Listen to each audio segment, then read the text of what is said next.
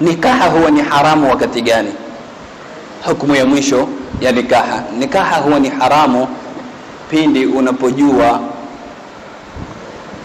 huwezi kumtekelezea mahitaji yake, huwezi kabisa. Yule alikuwa ogopa baadhi ya mahitaji yasiwezi, wewe huwezi kabisa. Ikiwa ni mahitaji ya kimwili, yani wajijua wewe ni mgonjwa, hauko sawa, kwa nini uenda kuoa? Madamu wajua hutoweza kumtekelezea mahitaji yake ya kimwili, basi inakuwa ni haramu wakati huo kuoa. Na ikitokea ukaoa baadaye likagundukia hilo, basi moja kwa moja kadhi ana sulta ya kufanya fasakhi, kuivunja ile ndoa, na vunja ile ndoa moja kwa moja. Na hapa tunaona kuwa kuna muhimu mtu anapokuwa na maradhi fulani ama anapokuwa na kasoro fulani katika mwili wake ama katika hali yake ya kinafsi, amueleze mwenzake ama aieleze ile familia ya wenzake. Sawa ni mume ni mke, mimi kama mume nina maradhi fulani nataka kwenda kuposa, waeleze familia pale unapokwenda kuposa mimi nina maradhi fulani, ili wenyewe wakikubali, atakuwa wamekubali ni wenyewe, lakini hujawajulisha, wana haki ya kuvunja ndoa baada ya hapo. Na sio kuwa ni kila maradhi yaelezwa, ni maradhi ambayo kwamba ni makubwa. Ikiwa ni vitu vidogo vya kawaida, pengine mtu anapumu haendi mpaka kwa pampu akizidiwa, ni vitu vya kawaida, maradhi ya kawaida, si lazima ueleze. Lakini pia ni bora, ni vizuri kueleza, madamu muingiliana na mtakuwa ni kitu kimoja, ueleze kile ambacho unacho, hata kama ni maradhi madogo. Lakini ikiwa utaeleza, ujue itafikia nini katika kuvunja. Mwanamke kwa mathalan, kuna baadhi ya wanawake pia hawako sawa, pengine kimaumbile, pengine mtu anamfupa katika sehemu zake za siri. Mwanamume atakidhi vipi haja zake za kimwili? Hawezi kwa hivyo kumtekelezea haja zake za mume wake, yani za kimwili. Pia itakuwa haifai nini? Haifai kumfichia, na akija kugundua inavunjwa ndoa kama ile. Kwa hivyo inakuwa ni haramu mtu unapokuwa unajua huwezi kumtekelezea mkeo ama mumeo haja za kimwili. Vile vile haja za kimaisha za kawaida. Kuna wale wanaume wanakuwa ni mabakhili kupita kiasi, mpaka nafsi zao pia mabakhili, mpaka kwa nafsi zao. Yani hata chakula pia akionea shida, fika ile hadi baadhi usema, yani hata Colgate huimiza akipiga mswaki, hataki kuitema, unatapata hasara. Wapo hali kama hii. Sasa ukijua una hali kama hii ni haramu. Uondoka mchukua mtoto watu uje umweke na njaa, dhiki. Yule mmoja alikuwa asikia dhiki ya kila ya mwenzake, amwambia wewe bwana una hatari sana ukila. Kunani? Amwambia wewe mashallah, tonge liko mkononi, lengine liko mdomoni watafuna. Na jicho lako liko katika tonge liko kwenye sahani, yani ushajua ukilitia hili mdomoni utashika wapi. Ambaye alafu mashallah mhodari sana wa kutafuna na mwepesi wa kumeza, yani muhesabia kila jambo. Ambaye sasa ndugu yangu nataka nifanyeje?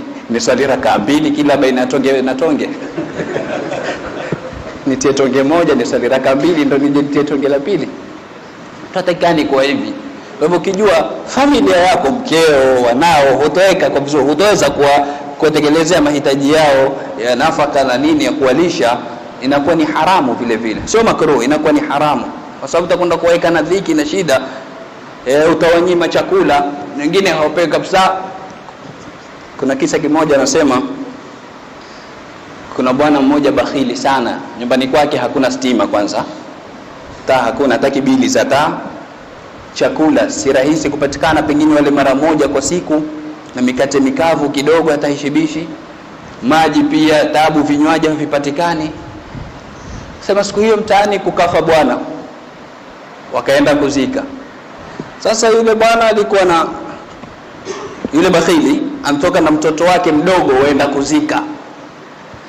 Walipofika kule kwenye matanga, mke wa marehemu akawa maskini analia na anahuzunika. Anasema mume wangu maskini ufariki, mume wangu wachukuliwa hivi, wapelekwa katika nyumba yenye giza, wapelekwa sehemu hakuna chakula wala maji. Yule mtoto amwambia babake, wewe onesha yopelekwa kwetu. Huyu baba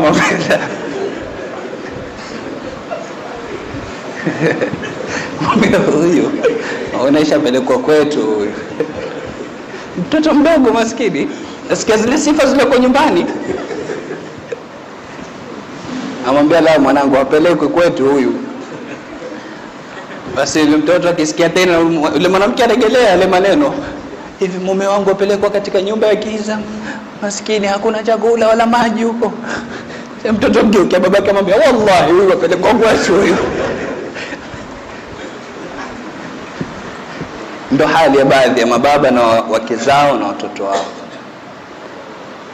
Mwingine alikuwa akiwafungia siagi juu hivi, akiwapa mikate mikavu, akiwaambia toeleni kwa kuiangalia.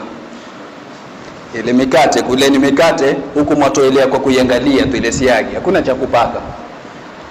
Siku hiyo akapata safari, maskini akasahau ile kile chumba ambacho ndio ubandiko ile siagi, akakifunga. Mikate amewekea wale watoto. Sasa akirudi anambia wanangu maskini poleni, wallahi ninasahau kukifungua mimi kile chumba kabla ya kuondoka. Yaani sikia viki watu wankosa kuiona tu ile siagi. Basi wale watoto akamwambia baba la wallahi tunkula kawaida. Kama kawaida tunkula. Ambia Mungu la kawaida vipi? Asema tulikuwa tukisimama mmoja katika tundu ya mlango pale. Huku twala tukata, huku ndio chubile ile siagi. Ambia makweli nyinyi wana haramu. Hamwezi kukaa siku moja bila kitoleo. Hamwezi kukaa siku moja bila nini? Bila siagi. Na hii ndo baadhi ya nini? Ahwali za majumba. Ukijua hali yako ni kama hiyo, basi usifikie huko. Inakuwa ni haramu kwako wewe kuoa. Kuna bwana